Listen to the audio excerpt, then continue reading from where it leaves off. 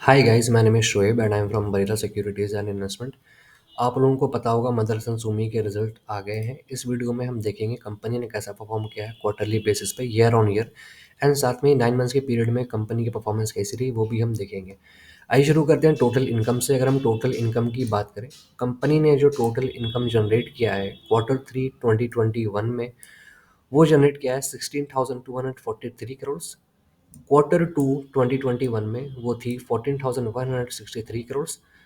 Q3 2020 में वो थी 17,157 करोड़।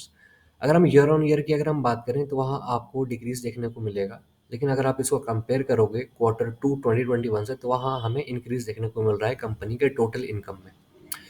इनकम की बात हो गई, आइए टोटल एक्सपेंस भी देख ही लेते हैं। टोटल एक्सपेंस अगर हम देखें Q3 2021 का, तो वो है गाइस 15,903 करोड़।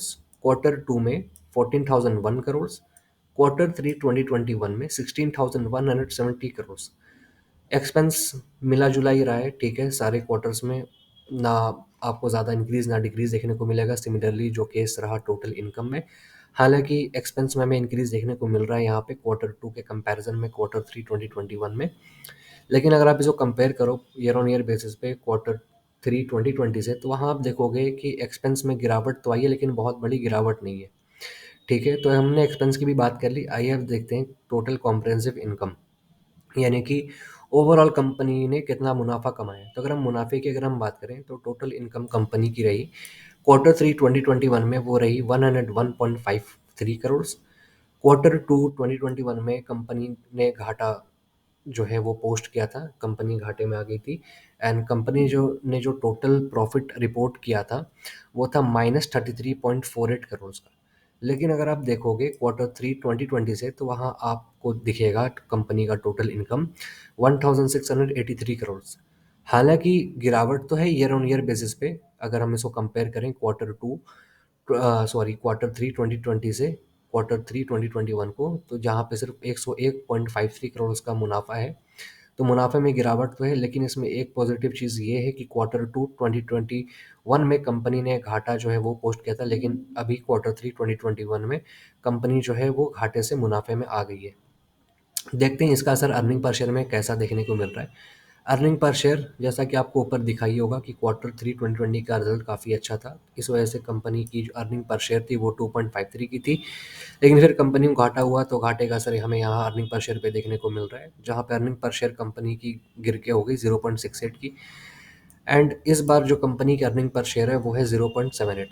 तो ईयर ऑन ईयर बेसिस पे अगर आप इसको कंपेयर करो 2021 से 2020 को, तो वहाँ पे हमें निराशा देखने को मिलेगी। लेकिन इस बार के रिजल्ट Q2 2021 से थोड़े बहुत अच्छे हैं। मैं ये नहीं कह रहा हूँ कि बहुत ज़्यादा अच्छे हैं, लेकिन अगर हम इसको सिमिलरली सिर्फ हम इसको कंपेयर कर दें Q3 2021 और Q3 2020 को, तो वहाँ पे बहुत बड़ा एक हमें डिक्लाइन देखने को मिल रहा है सारी ही चीज़ों में, चाहे वो टोटल इनकम हो, कॉम्प्रिहेंसिव इनकम हो, चाहे वो रेवेन्यू हो। हमने क्वार्टर क्वार्टर की बात कर ली, आइए 9 मंथ्स के पीरियड के रिजल्ट्स को भी हम एनालाइज कर लेते हैं। 9 मंथ्स की अगर हम बात करें, 2020 में कंपनी की जो टोटल इनकम थी या आप रेवेन्यू कह लो, वो थी 40,565 करोड़, जो बढ़कर 2021 में हो गई 46,715 करोड़।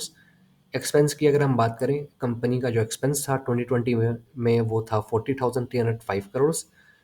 2021 में वो हो गया बढ़ के 45,714 करोड़। टोटल कॉम्प्रेसिव इनकम की अगर हम बात करें, टोटल कॉम्प्रेसिव इनकम कंपनी की जो रही थी 2020 में वो थी 1,140 करोड़, जो इस बार घट के हो गई गाइस कितनी, 882.81 करोड़ कब 2021 में।